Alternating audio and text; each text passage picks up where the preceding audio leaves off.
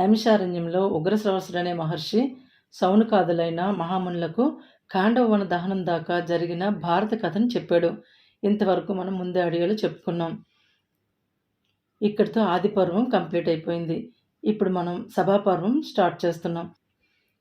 ఖాండవ దహనం తర్వాత శ్రీకృష్ణుడితో కలిసి ధర్మరాజు దగ్గర ఉన్న అర్జునునికి మహా సంతోషంతో నమస్కరించి మయుడన్నాడు, అర్జున, నువ్వు నా ప్రాణాలనే కాపాడిన మహోపకారవి. అలాంటి నీకు ఏదో మేలు చేస్తానని చెప్పడానికి సమర్థుడా? అయినా నీకు ఇష్టమైనదేదో చేయాలని కోరికగా ఉంది. నేను దానవ శిల్పిని. దానవులంటే రాక్షసులు. అనేక కళల్లో నేర్పరిని. మీకు ఇష్టమైన దానిని నిర్మించి ఇస్తాను, ఆజ్ఞాపించండి అంటాడు. శ్రీకృష్ణుడు చాలాసేపు ఆలోచించి మయునితో అంటాడు, ధర్మరాజు కురువంశ ప్రభువు. అంతేకాదు అందరు రాజులు సేవించదగిన శాశ్వత వైభవంతో విరాజిల్లే ప్రభువు.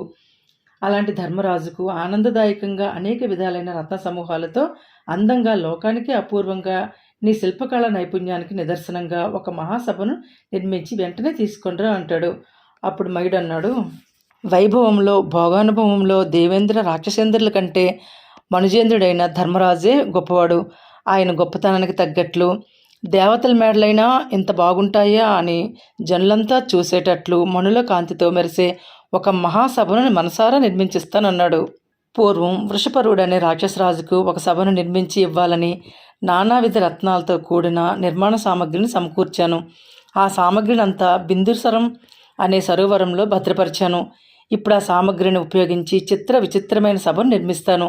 దాన్ని ధర్మతనయునికి బహుకరిస్తాను. అంతేకాదు భౌమాదిత్యుడనే రాజర్షి ఉంచిన గదా శంఖాలు నా ఆధీనంలోనే ఉన్నాయి.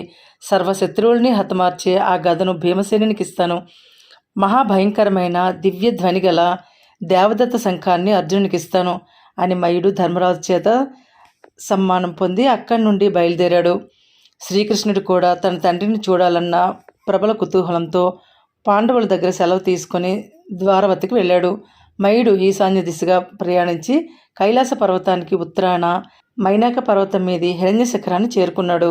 ఎక్కడ పరమేశ్వరుడు చరచరాలైన సర్వలోకాలను సృజించాడో, ఎక్కడ భగీరథుడు గంగావతరణకు ప్రయత్నం చెయ్యాలని తన స్థానాన్ని ఏర్పరచుకున్నాడో, ఎక్కడ రత్నకాంతులతో చిత్ర విచిత్రాలైన విశాల యజ్ఞశాలలు బలిపశువుల్ని బంధించడానికి నాటిన సువిశాల సువర్ణ స్తంభాలు ప్రకాశిస్తుండగా బ్రహ్మ, నర, నారాయణ, శివ, దేవేంద్రాది దేవతాముఖులంతా ఎన్నో యుగాలు యజ్ఞాలు చేశారో అలాంటి బిందుసర సరోవరంలో ఉన్న వివిధ రత్న సాధన సమూహాలన్నింటినీ మయుడు తీసుకున్నాడు. మయుడు ముందుగా దేవతలను బ్రాహ్మణులను పూజలతో తృప్తిపరిచి భూకాంతకు అందమైన అపూర్వ అలంకారంగా సభా నిర్మాణానికి పూనుకున్నాడు. నిర్మల మణిమయాలైన దూలాలతో, స్తంభాలతో, గోడలతో, అరుగులతో, రాతి కట్టడపు ప్రదేశాలతో, ప్రహరీ గోడలతో ఎంతో అందమైన సభను మయుడు నిర్మించాడు. ఇంద్ర నీలమణుల కిరణాలనే నీళ్లతో, పద్మరాగమణులతో చెక్కిన ఎర్రని పద్మాలతో, వెండితో చేసిన తెల్ల తామరలతో, రాజహంసలతో, మేల్మి బంగారుతో పోతపోసిన తాబేళ్లతో, మనోహర వైడూర్యాలతో మలచిన కలువలతో, వజ్రాలతో చేసిన చేపలతో, ముత్యాలతో కల్పించిన కొంగురొత్త నురుగులతో, మరకతాలతో రూపొందించిన నాచులతో ప్రకాశించే మణిమయ ప్రదేశాలు చూసి అవి నీటి మడుగులని, స్ఫటికపురాళ్ల గోడలు కాంతులు కప్పటం చేత నీళ్లుండే చోట్లను చూసి నీళ్లు లేని చోట్లని జనులు భ్రమపడేటట్లుగా మయుడు సభను నిర్మించాడు. ఇంకా అపురూపమైన ఆ సభాభవనంలో మయుడు మనోహరాలైన అనేక యంత్రాలు అమర్చాడు. ఎప్పుడూ పూలతో, పండ్లతో కనుల పండుగగా కనిపించే చెట్ల తోపలను రూపొందించాడు. పూచిన తామరలతో, విచ్చిన కలువలతో కలకల్లాడే కొలలను నిర్మించాడు. చూడముచ్చటగా వేలాడే రకరకాల పతాకాల తోరణాలతో కూడి గువ్వలగూళ్ళున్న ప్రదేశాలు ఏర్పాటు చేశాడు. 10,000 మూరల చుట్టుకొలతతో, సువిశాలమైన సూర్యకిరణ ప్రసారంతో, వైభవోపేతమై వివిధ రత్న కాంతులతో విశేషంగా శోభిల్లే ఆ సభాభవనాన్ని బిందుసరం దగ్గర 14 నెలలు పరిశ్రమించి నిర్మించాడు. పెద్ద శరీరాలతో, అమిత వేగంతో, అత్యధిక బలంతో ఆకాశాన్ని సంచరించే 8,000 మంది రాక్షస భటుల చేత ఆ భవనాన్ని మోయించి తెచ్చి ధర్మరాజుకి ఇచ్చాడు. భీమునికి గదను, అర్జునునికి శంఖాన్ని అందించాడు. ధర్మరాజు చేత సన్మానం పొంది వెళ్ళాడు. వీరుడు, విశేష కీర్తిమంతుడు అయిన ధర్మరాజు 10,000 మంది బ్రాహ్మణులకు భక్తితో పాయసాన్నం పెట్టాడు. అంతేకాదు ఒక్కొక్కరికి 1000 గోవులతో పాటు మణిముద్రికాదులైన ఆభరణాలు, సన్నని వస్త్రాలు, పుష్ప ఫలగంధాలు వేడుకతో దానమిచ్చాడు. ధర్మరాజు తమ్ములతో కూడి దైవజ్ఞుడు నిర్ణయించిన శుభముహూర్తాన ధౌమ్యుడు మొదలైన బ్రాహ్మణుల ఆశీర్వచన పుణ్యాహవాచన మంత్రధ్వనులు మార్మోగుతుండగా మయసభ ప్రవేశం చేశాడు. పుణ్యాత్ముడైన ధర్మరాజు ఎందరెందరో బ్రాహ్మణుల్ని భక్తితో పూజించాడు. కోరిన వాళ్లకు కోరిన దానాలిచ్చి తృప్తిపరిచాడు. తన కీర్తి అన్ని దిక్కులా వ్యాపింపచేశాడు. తన ఐశ్వర్యం ప్రకాశించేటట్లు ప్రేమతో బంధుమిత్రులకు ఆనందం కలిగించాడు. ఆ సమయంలో నేల 4 దిక్కుల్లో ఉన్న రాజులంతా ఎడతెగక వృద్ధి పొందే సంపద కలవాడు, లోకమంతటా నిండిన పరాక్రమం చేత ఔన్నత్యం వహించినవాడు అయిన ధర్మనందుని సంతోషంతో దర్శించుకున్నారు. మదపుటేనుగుల్ని, గుర్రాల్ని, బంగారాన్ని, మాణిక్యాల్ని కానుకలుగా సమర్పించుకొని మనసారా ఆ మహారాజును సేవించుకున్నారు. అంతేకాదు సుబల, మార్కండేయ, సునక, మౌంజాయన, మాండవ్య, సువ్రతాది మహామునులు మేము ఎంతో అందమైన ఆ ధర్మరాజు సభకు వెళ్ళామని ఉగ్రశ్రవసుడు ఆ సౌనకాది మహర్షులకు చెప్పాడు. ధర్మరాజు ఆ మహామునులందరినీ అతి భక్తితో పూజించాడు. వాళ్ళ ఆశీర్వచనాలు పొందాడు. ఆ మహర్షులు చెప్పే ధర్మ కథలు వింటూ తమ్ముళ్లతో కలిసి తాను సుఖంగా ఉండగా ఒకరోజు సూర్యుడు నేలకు దిగి వస్తున్నాడు అని తన దేహకాంతిని చూసి జనులంతా ఆశ్చర్యపడుతుండగా నారద మహర్షి ఆకాశం నుండి దేవేంద్రుని గృహశోభనే గేలి చేసే ధర్మరాజు గృహానికి ఎంతో ప్రీతితో వచ్చాడు.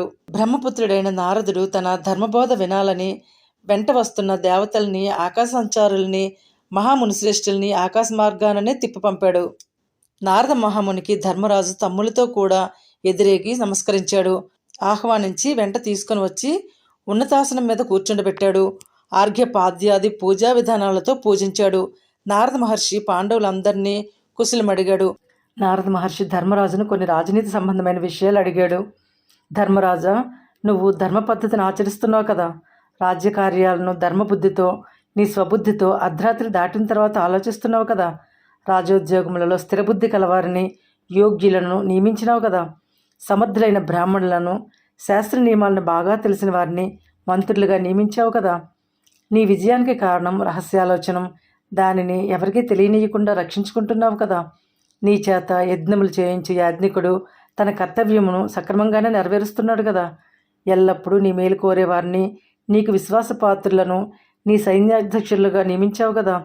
ఎక్కువ పలుకుబడి గల సమర్థుడైన మంత్రి ఇతరులతో చేతులు కలిపి నీకు వ్యతిరేక పక్షం ఏర్పరిచి నీకు ద్రోహం చేయడం లేదు కదా. ఎందుకంటే ధనము, అధికారము ఎలాంటి వారికైనా దురాశను, గర్వాన్ని కలిగిస్తుంది. నీ రాజ్యంలో ఉన్న శాస్త్రజ్ఞులు తమ స్వీయ ప్రతిభ చేత రాబోవు అంతరిక్ష సంబంధమైన, భూమికి సంబంధించిన ఉత్పాతాలను ముందుగానే కనిపెట్టి విరుగుడిగా తగిన శాంతిక్రియలు జరిపిస్తున్నారా?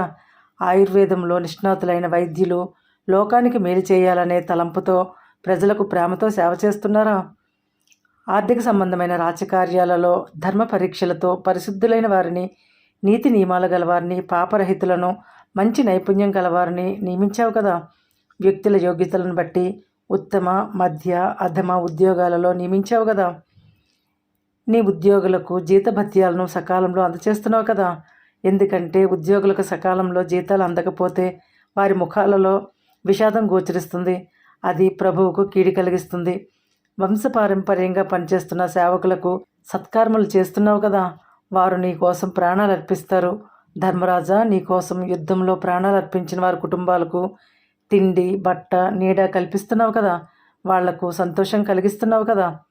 నీ రాజ్యంలో లోభబుద్ధి కలవాళ్ళు, దొంగలు, నీ శత్రువులతో స్నేహంగా ఉండేవాళ్ళు, పిరికివాళ్ళు, దుర్మార్గులను రాజకార్యాలను నిర్వహించడానికి పంపడం లేదు కదా. నీ రాజ్యంలో దొంగల భయం లేకుండా ఉంది కదా. నీ రాజోద్యోగులు ధనానికి ఆశపడి దొంగల వద్ద డబ్బు తీసుకొని వాళ్లకు రక్షణ కల్పించడం లేదు కదా. నీ రాజ్యంలో చెరువులన్నీ నిండి అనావృష్టి లేదు కదా. ధర్మరాజా, నువ్వు పేద రైతులకు ఉదారంగా విత్తనాలు, ధాన్యము ఇస్తున్నావు కదా. పౌరులకు 100కి 1 వంతు వడ్డీకి రుణములు ఇచ్చి ఆదుకుంటున్నావు కదా. ధర్మరాజా, నీ రాజ్యంలో కుంటి, గుడ్డి, మూగ, వికలాంగులను, అనాథులను, దిక్కులేని వారిని దయతో పోషిస్తున్నావు కదా. యుద్ధంలో శరణుజొచ్చిన శత్రువును కాపాడుతున్నావు కదా. ధర్మరాజా, నీకు మేలు చేసిన వారిని ఉచిత రీతిని సత్కరిస్తున్నావు కదా. చేసిన మేలు గుర్తించిన రాజు చక్కగా పరిపాలించగలడు. ధర్మరాజా, నీకు వస్తున్న ఆదాయంలో 4వ భాగాన్ని కానీ 3వ భాగాన్ని కానీ లేక అర్ధ భాగాన్ని మాత్రం ఖర్చు చేయాలి. అంతకు మించి ఖర్చు చేయకూడదు. ధర్మరాజా, ఆయుధశాలలు, ధనాగారాలు, కోశాగారాలు వీటిలో సమర్థులైన వారిని, నమ్మకస్తులను, నీతిమంతులను నియమించావు కదా. వృద్ధులైన గురువులను, శిల్పులను, గొప్ప వర్తకులను పేదరికం లేకుండా పోషిస్తున్నావు కదా. మంత్రులు, సేనాధిపతులు అధిక సంఖ్యలో ఉండగా ప్రతిదినం కొలువు తీరుతున్నావు కదా. బయట ఉన్న వారి వలన కానీ, లోపల ఉన్న వారి వలన కానీ నీకు ముప్పు లేకుండా నిన్ను నీవు రక్షించుకుంటూ శత్రురాజుల కదలికలను గూఢచారుల వలన కనిపెడుతున్నావు కదా. మంచి విద్వత్తు గల ముఖ్యులతో కలిసి ధర్మమును పాటిస్తూ రాగద్వేషములు లేకుండా సమబుద్ధితో లోక వ్యవహారాలు విచారిస్తున్నావు కదా. ధర్మరాజా, ప్రపంచమంతా సమాచార సేకరణ వల్లనే నడుస్తున్నది. నువ్వు వార్తలను చక్కగా సేకరించి తదనుగుణంగా రాజ్యపాలన చేస్తున్నావు కదా. నీ పరిరక్షణలో ఉన్న ప్రాంతములు, రాజ్యములు, కోటలు అన్నింట్లో ధాన్యము, ఆయుధములు, సైన్యము సమృద్ధిగా ఉన్నాయి కదా. ఉప్పు, పులుపు, కారము కలిగిన ఆహార పదార్థాలు, ఇంకా అనేక పానీయాలు, వంట సామాగ్రి, వంట చెరకు అన్నీ సమృద్ధిగా ఉన్నాయి కదా. నీ కోటలన్నీ శత్రు దుర్భేద్యాలై ఉన్నాయి కదా. నువ్వు అంతఃశత్రువులను జయించి పరిపాలన చేస్తున్నావు కదా. మితిమీరిన మదంతో గుడ్డివాళ్ళైన శత్రువులను జయిస్తున్నావు కదా. ధర్మరాజా, నువ్వు శత్రురాజుల మీదకి దండెత్తక ముందు సామ, దాన, భేద ఉపాయాలను ఉపయోగిస్తున్నావు కదా. ఇంకా నాస్తికత, అసత్యమాడటం, ఏమరపాటు, సోమరితనం, తెలివి తక్కువ వాళ్ళతో కార్యాలోచన చేయటము, అతి కోపము, అధిక కాలం దుఃఖించటము, చేయవలసిన పనిని గూర్చి అతి దీర్ఘంగా ఆలోచించటము, ఆలస్యంగా చేయటము, జ్ఞానుల్ని గుర్తించకపోవటము, ప్రయోజనకరమైన విషయాల్లో ప్రయోజన భంగకరమైన ఆలోచనలు చేయటము, నిర్ణయించిన పనులు చేయకుండటము, రహస్య ఆలోచనలు బయటపడకుండా కాపాడకపోవటము, శుభకార్యాలు చేయకుండటము, ఇంద్రియ సుఖాల్లో తగులుకోవటము అనే 14 రాజదోషాలను విడిచిపెట్టావు కదా అని అడిగిన నారద మహర్షితో ధర్మరాజు అన్నాడు. నారద మునీంద్ర, చేతనైనంత వరకు అన్యాయ మార్గాన్ని వదిలి మహాత్ముల చరిత్రల్ని ఆదర్శంగా ఉంచుకొని మీ ధర్మబోధ వల్ల శుభాలైన వాటిని మనస్ఫూర్తిగా ఆచరిస్తాను అని అన్నాడు.